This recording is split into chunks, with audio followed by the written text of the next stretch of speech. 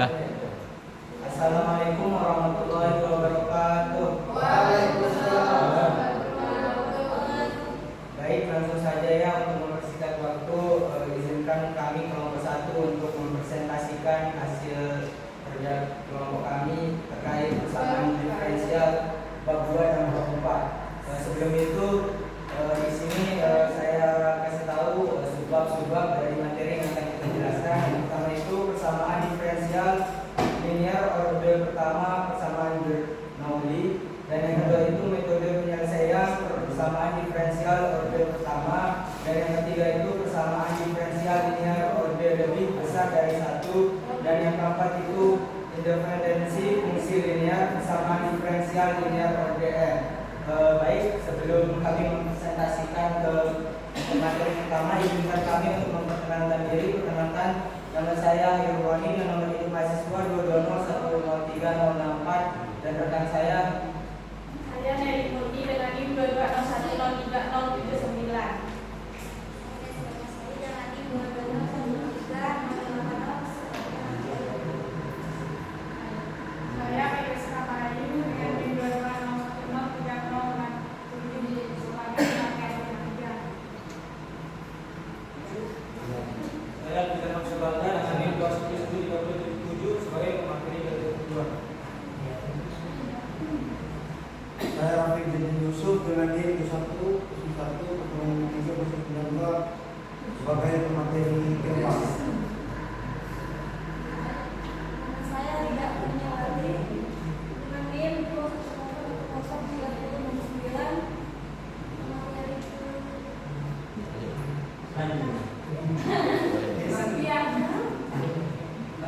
baik, langsung saja ke materi pertama. Pertanyaan saya silakan. Baik, langsung saja kita akan membahas materi persamaan diferensial linear order pertama dan persamaan Bernoulli. Yang pertama, kita akan membahas pembelajaran pada 11A, yaitu definisi dari persamaan diferensial linear order pertama, di mana definisinya adalah persamaan diferensial linear order pertama dapat ditulis sebagai berikut, yaitu dy per dx plus pxy sama dengan px, di mana px dan qx adalah fungsi-fungsi kontinu dari x pada interval di mana solusi-solusi dicari. Kita perhatikan bahwa p dan turunannya memiliki eksponen 1. Yang kedua yaitu metode penyelesaian dari persamaan diferensial linear order pertama. Sebuah faktor pengintegralan untuk jenis persamaan ini adalah e pangkat integral px dx, di mana konstanta integrasi dianggap 0. Nah, kita akan membuktikan bahwa e pangkat integral px dx memang merupakan faktor pengintegralan untuk dy per dx plus pxy sama dengan px dengan mengalihkan keduanya dan mengubah urutan kemunculan suku-sukunya. Nah, maka kita kalikan keduanya menjadi px e pangkat integral px dx y min px e pangkat integral px dx dikali dx plus e integral px dx dy sama dengan 0. Persyaratannya px e integral px dx dan px e integral px dx adalah fungsi dari x turunan parsial terhadap y dari koefisien dx.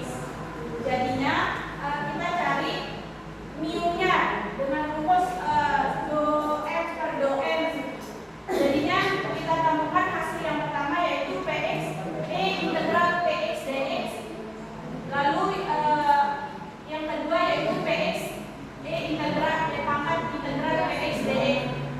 Karena fungsi-fungsi dalam persamaan 1 dan 2 adalah sama berdasarkan teorema pada 9 adalah eksak. Oleh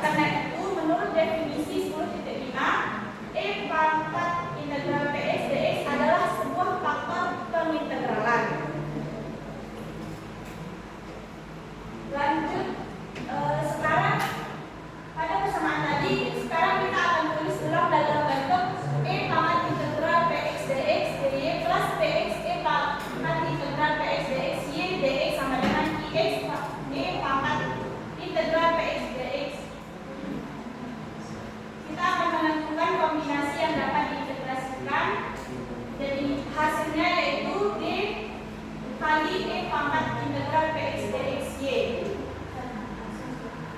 Lalu kita ingat bahwa Y sama dengan U kali DY plus Y kali DU. Di sini U sama dengan E pangkat integral PX DX. Jadi D kali E pangkat integral PX DX Y sama dengan E pangkat integral PX DX kali kali PX DX. Yang solusinya ditemukan adalah E pangkat integral PX DX Y sama dengan integral E pangkat integral PX DX IX DX plus C. Langsung saja ke contoh yang pertama. Kita akan menemukan solusi umum dari Y absen min 2x Y sama dengan E pangkat X pangkat 2. Nah, di sini penyelesaiannya adalah kita melihat bahwa persamaan bilinier dari Px sama dengan negatif 2x dan Px sama dengan E pangkat X pangkat 2. Lalu faktor pengintegralannya adalah E pangkat integral negatif 2x dx sama dengan E pangkat negatif x pangkat 2. Jadi E pangkat negatif x pangkat 2 dy sama dengan 2E pangkat negatif x pangkat 2 xy dx sama dengan dx. Lalu kita masukkan nilai dx yaitu c kali E pangkat negatif x kuadrat y, sehingga ditemukan hasil yaitu E pangkat negatif x kuadrat y sama dengan integral dx sama dengan x plus c, sehingga yang dapat kita tulis sebagai y sama dengan E pangkat x pangkat 2 kali x plus c. Sekian materi saya akan dilanjutkan oleh materi saya. Selanjutnya pembelajaran sekelas C yaitu penentuan faktor pengintegrasian E pangkat integral PX dx. Di bawah ini kami menguraikan metode yang dapat digunakan untuk menentukan faktor pengintegrasian. Pertama, kita menulis ulang 11 yaitu PX kali Y min PX dx plus dy sedang awal. Lalu kita kalikan dengan UX sehingga menghasilkan UX kali PX kali Y min UX kali PX dx plus UX kali dy dengan awal. 11 Sekarang muncul pertanyaan, seperti apa bentuk UX jika ingin menjadi faktor pengintegralan untuk 11. Kita tahu bahwa dari definisi 10.5 itu akan menjadi faktor pengintegrasian jika membuat 11.41 menjadi eksak. Dan berdasarkan teorema 9.3 kita tahu bahwa 11.41 akan eksak jika do per dy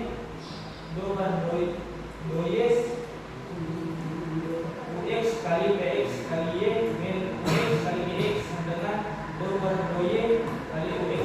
Dengan mengambil turunan ini, perhatikan juga bahwa UX, PX dan PX adalah fungsi dari X, sehingga kita peroleh PX kali DX sama dengan DUX per UX. Sudah sepakat.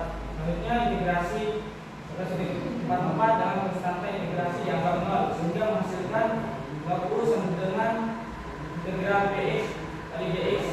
Perlu diingat bahwa integral DU sama dengan U sama dengan 20, atau juga dapat ditulis dengan integral E pangkat integral PX kali DX, sehingga dapat disimpulkan bahwa jika UX mempunyai nilai E pangkat integral PX kali DX, ini akan menjadi faktor pengintegrasian untuk 11. Selanjutnya pelajaran 11D yaitu persamaan Bernoulli. Sebuah diperkhusus dari persamaan diferensial objek pertama dinamai sesuai dengan nama pengetahuan asal Swiss yaitu James Bernoulli, dan dapat diperkatakan dalam metode Pearson ini sebagai berikut. Ini rumus umum dari persamaan Bernoulli adalah dy per dx plus px kali y dengan px kali y pangkat n 11.5. Jika n sama dengan 1, 11.5 dapat ditulis juga sebagai dy per dx sama dengan px min px kali y. Persamaan yang variabelnya dapat dipisahkan dan oleh karenanya juga dapat diselesaikan dalam metode pelajaran nanti. Di sini kita asumsikan bahwa n tidak sama dengan 1. Perhatikan juga bahwa y pangkat n bisa mencegah persamaan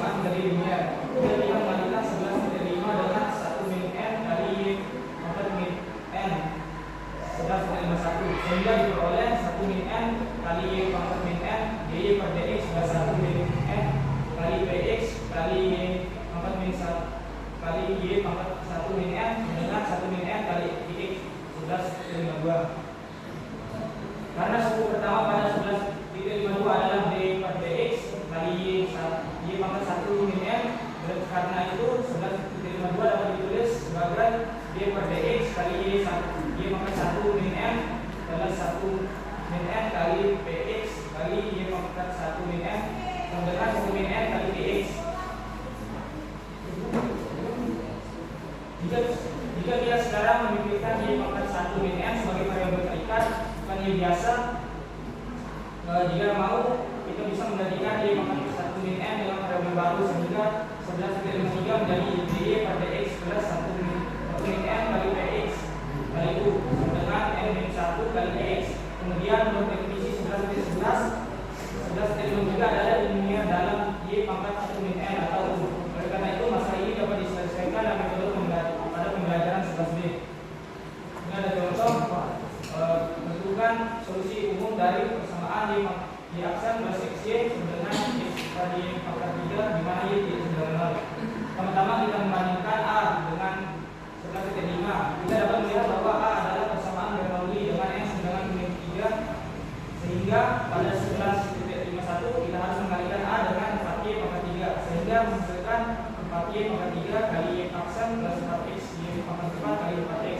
Dan karena suku pertama dari persamaan tersebut adalah D per DX kali Y pangkat 4, maka kita bisa menulis B sebagai D per DX kali Y pangkat 4 plus 4X kali Y pangkat 4 sedalam 4X. Karena sudah diubah, jadi persamaan tersebut sudah menjadi linear dari variabel Y pangkat 4. Oleh karena itu faktor pengintegrasi untuk D adalah dengan menggunakan 11,12 sehingga menghasilkan Y pangkat integral PX dx dengan Y pangkat 2X kuadrat. Sehingga setelah mengalihkan D dengan D pangkat 2X kuadrat, kita bisa memanfaatkan 11,15 untuk langsung menulis Y pangkat 2X kuadrat kali Y pangkat 4 dengan 4 integral X kali Y pangkat 2X kuadrat kali dx dengan Y pangkat 2X kuadrat plus Y.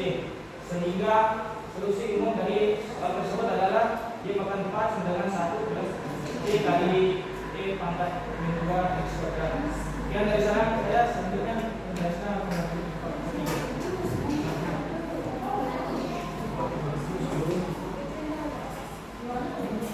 Selanjutnya materinya yaitu metode penyelesaian persamaan diferensial order pertama. Pelajaran 12A berbagai metode penyelesaian persamaan diferensial order pertama. Definisinya yaitu jika persamaan diferensial dipilih secara acak, maka persamaan tersebut dapat diselesaikan dengan lebih dari satu metode. Solusi yang dipilih pada akhirnya akan tergantung pada kejelian Anda dalam menentukan metode mana yang paling mudah menghasilkan solusi. Selanjutnya di sini kita mengambil contoh dari teorema 12,12 di mana soalnya itu 3E pangkat 3X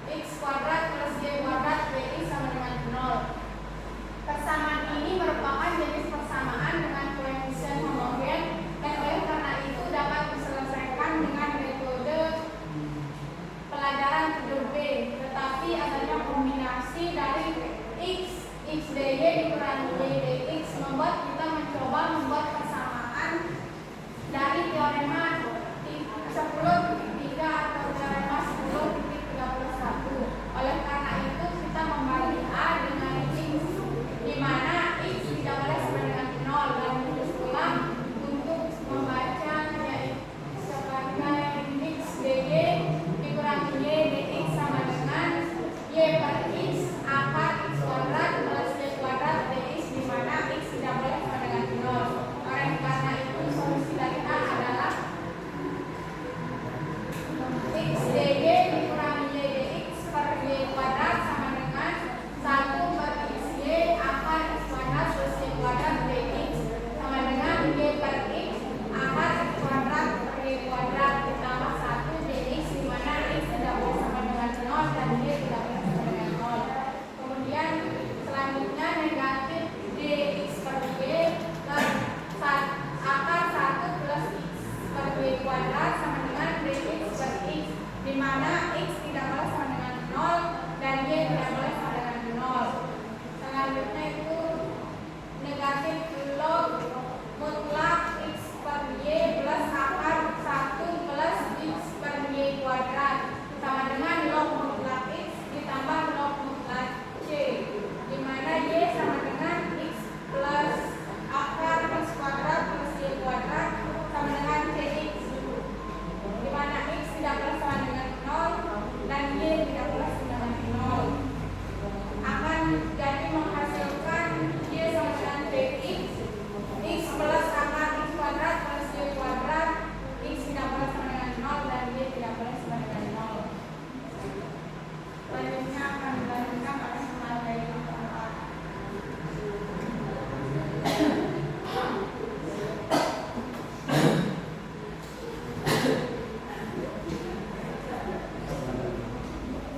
Selanjutnya akan melanjutkan materi pelajaran 12 B, penyelesaian dengan substitusi dan cara lain.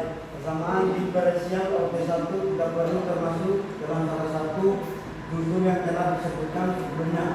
Maka ini seharusnya tidak terlalu menyulitkan Anda sendiri dapat dengan mudah menulis persamaan diferensial OP1 yang tidak sesuai dengan jenis yang telah disebutkan sebelumnya. Untuk 12 yang pertama, Y min Y pangkat 2 min X pangkat 2 dx min X dy sama dengan 0. Sama ini tidak dapat diselesaikan dengan metode apapun yang Anda sudah pilih. Namun adanya kombinasi dx min X memungkinkan kita untuk mencoba menggunakan tiga atau satu menyusun ulang suku-suku dan membaginya dengan X kuadrat dimasukkan B Y dx min X dy per X kuadrat sama dengan 1 plus Y per X pangkat 2 dx X tidak sama dengan 0 dengan 10.31 sisi kiri dari B adalah min dx Y per X. Oleh karena B itu dapat ditulis sebagai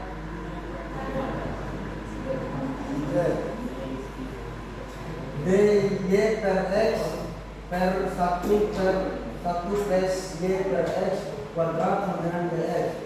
Integrasi dari C menjadikan D tan Y per X sama dengan min X plus D or Y per X sama dengan min tan X plus D.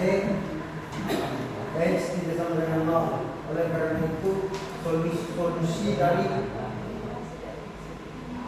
A adalah Y sama dengan min X D dan X plus D. X tidak sama dengan 0. Contoh 12.21 dengan 2 cos Y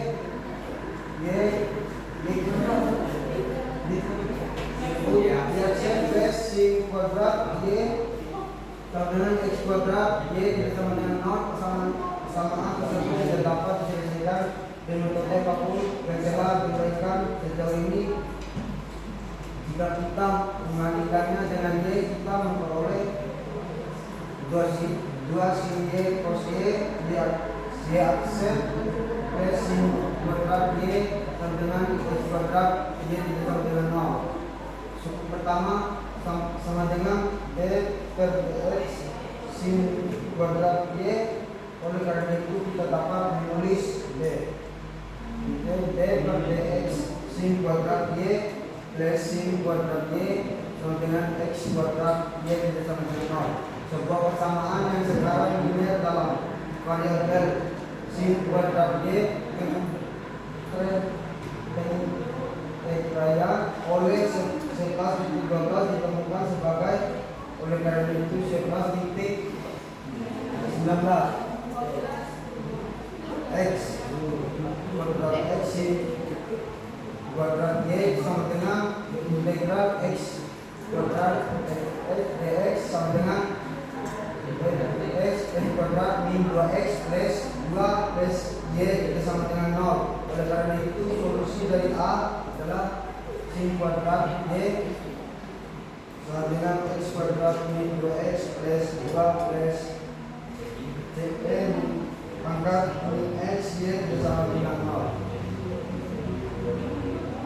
Contoh 12.2 memisahkan D aksen plus 2X sama dengan 2X kuadrat plus Y min 1 2/3. Solusinya persamaan yang tidak dapat diselesaikan dengan metode apapun yang diberikan sejauh ini.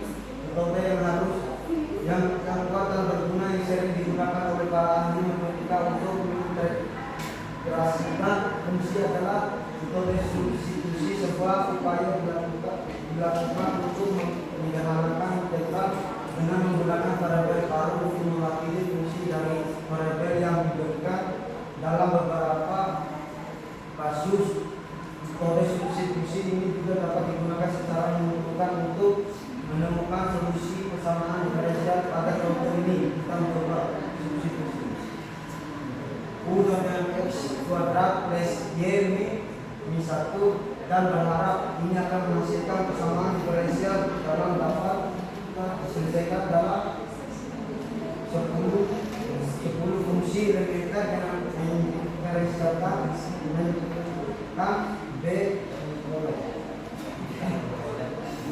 Kita memperoleh du per dx sama dengan 2x plus dy per dx bagi dy per dx sama dengan du per dx min 2x. Sekarang kita ganti B dan C di A.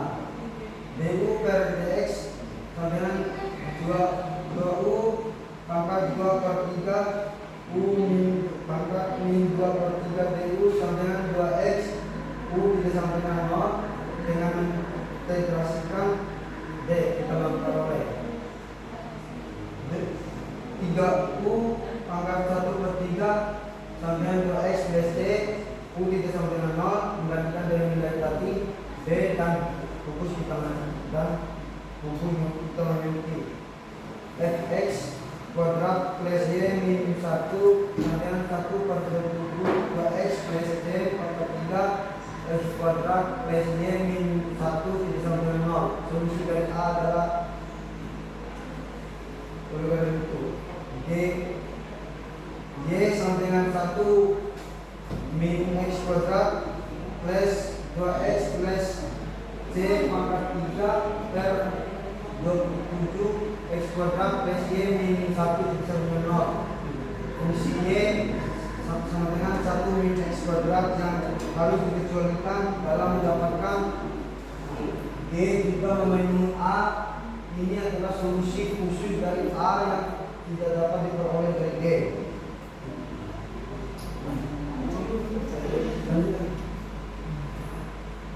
Selanjutnya akan dilanjutkan oleh kawan Iron. Baik, itu bab 4 persamaan diferensial linear dari pesanan lebih besar dari 1. Dapat teman-teman lihat di sini definisi dari persamaan persamaan diferensial linear dari kesannya lebih besar dari 1, definisi 18.1. Sebuah persamaan diferensial linear order n adalah sebuah persamaan yang dapat dituliskan dalam bentuk fn xy pangkat n plus fn min 1 xy pangkat n min 1 ditambah sampai dengan f1 xy aksen plus f0 xy sama dengan x, di mana f0 x f1 x persamaan diferensial linear order 1. Yang penting persamaan fn dan x x masing-masing adalah fungsi kontinu dari x yang didefinisikan pada interval umum I dan Pn x tidak sama dengan 0 dalam I. Definisi 18.12, jika xz tidak sama dengan 0 pada I 18.11 disebut sebuah non homogen linear diferensial persamaan order n. Jika dalam 18.11 x kongruen tidak sama dengan 0 pada I, maka persamaan yang dihasilkan dapat kita lihat di 18.13. fn x y pangkat n plus fn min 1 x y pangkat n min 1 ditambah sampai dengan f1 x y aksen ditambah f0 x y sama dengan 0. Disebut persamaan diferensial linear homogen order n. Jangan bingung antara istilah homogen yang digunakan dalam lesson 7 dengan penggunaan term di atas. Diferensial linear order lebih tinggi yang akan kita bahas dalam waktu ini. Untuk pemahaman yang lebih jelas tentang solusi yang tadi itu di lesson 7 itu dapat kita lihat di sini jenis masalah yang diberikan. Yang pertama itu arah dengan solusi persamaan diferensial linear order lebih besar dari 1 bilangan kompleks dan fungsi kompleks. Yang kedua, arti dari independensi linear dari sekumpulan function.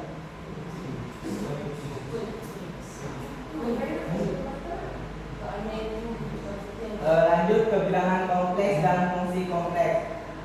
Dari pelajaran 18A bilangan kompleks kita dapat membahas panjang lebar mengenai teori sistem bilangan, tetapi hanya akan menunjukkan secara singkat fakta-fakta penting yang kita perlukan. Sistem bilangan real terdiri dari yang pertama bilangan rasional.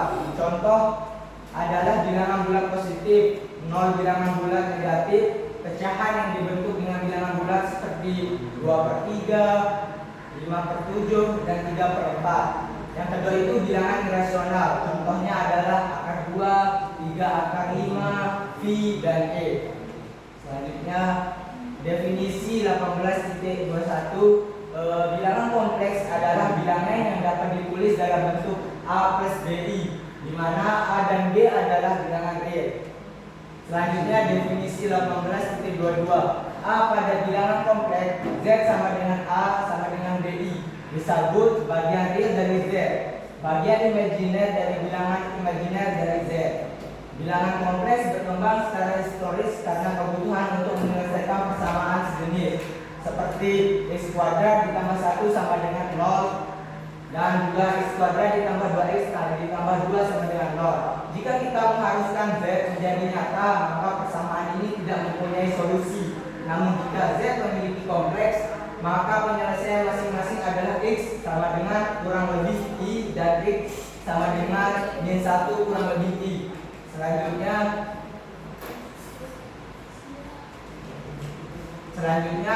di teorema 18.23 setiap persamaan bentuk 18.24 A n x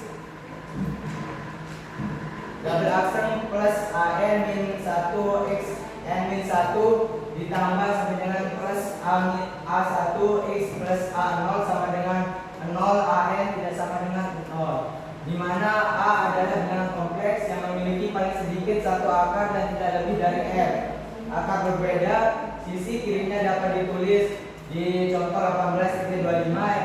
Contoh sisi kiri yang dapat ditulis sebagai berikut, yaitu AN x min R1 x min R2 sampai dengan x min Rn, di mana R aksen adalah bilangan kompleks yang tidak perlu dibedakan.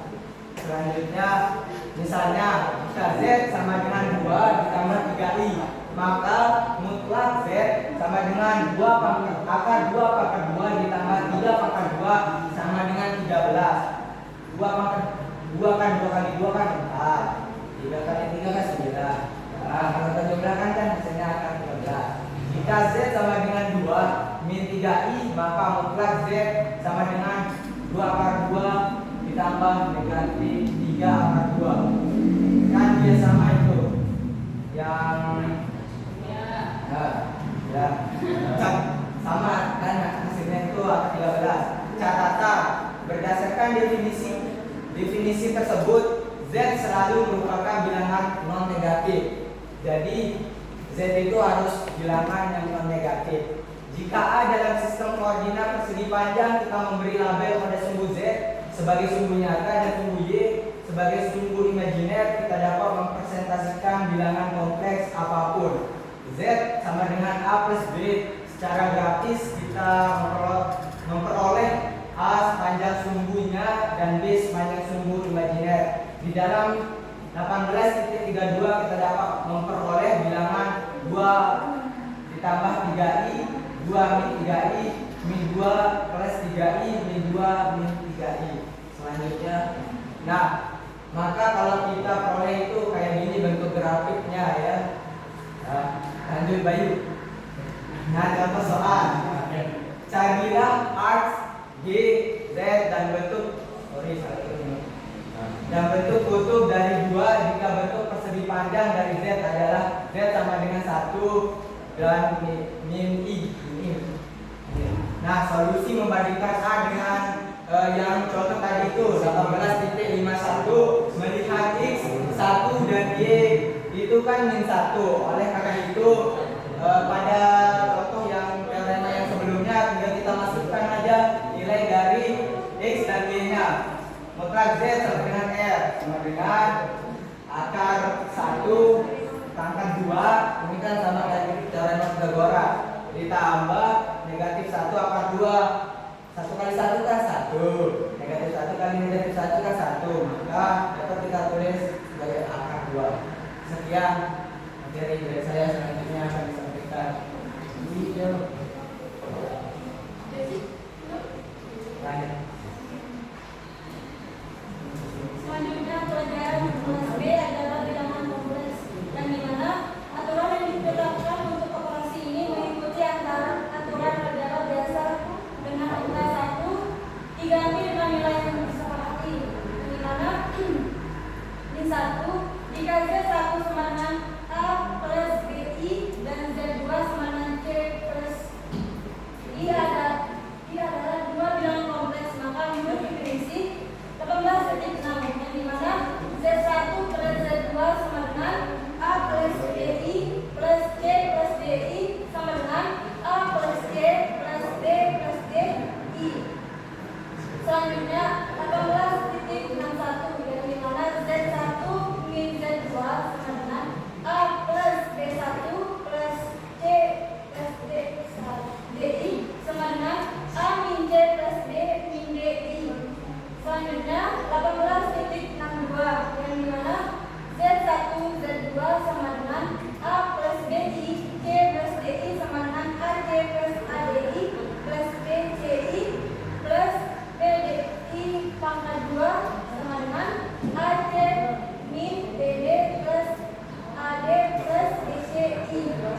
Selanjutnya 18.63 yang dimana Z1 per Z2 sama dengan A plus BI plus C plus DI kali C min DI per X min DI sama dengan AC plus BD plus BC min AD I per C pangkat 2 plus D pangkat 2 sama dengan AC plus BD per C pangkat 2 plus D kuadrat plus BC min AD per C kuadrat plus D kuadrat I C kuadrat plus D kuadrat tidak sama dengan 0.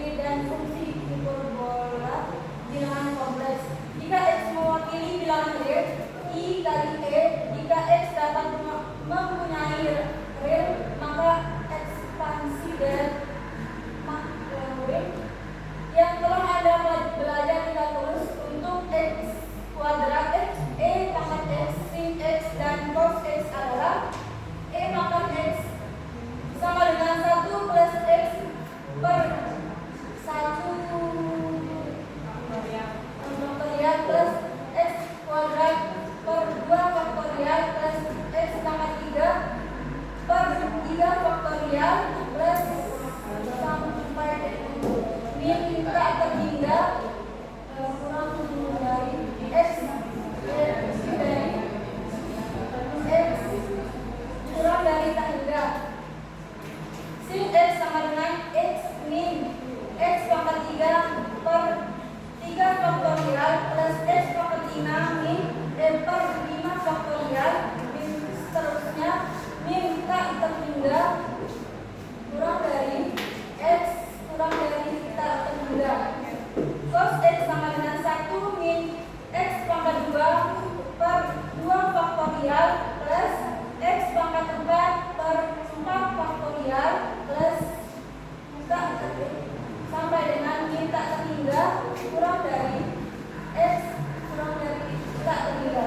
Yang dimana x pangkat z sama dengan e pangkat z sama dengan 1 plus z per 1 faktorial plus z pangkat 2 per 2 faktorial plus z pangkat 3 min e per 3 faktorial plus sampai seterusnya sin z sama dengan z min z pangkat 3 per 3 faktorial plus z pangkat 5 per 5 faktorial min sampai seterusnya. Cos z sama dengan 1 min z pangkat 2 per 2 faktorial plus z pangkat 4 per 4 faktorial plus sampai seterusnya. Contoh 8.76. Tentukan perluasan untuk deret cos i. Solusinya pada 18.75 dengan z sama dengan i dan i pangkat 2 sama dengan min 1, kita dapat menentukan a cos i sama dengan 1 plus 1 per 2 faktorial plus 1 per 4 faktorial plus 1 per 6 faktorial plus dan seterusnya. Perhatikan bahwa cos i ternyata bilangan real, yang dimana 18.3 sampai 18.75 kita dapat membuktikan identitas berikutnya. Inilah yang paling sering ada ditemui dan kita perlukan, yang dimana e pangkat 0 sama dengan 1, e pangkat z 1, e pangkat z 2 sama dengan e pangkat z 1 plus z 2.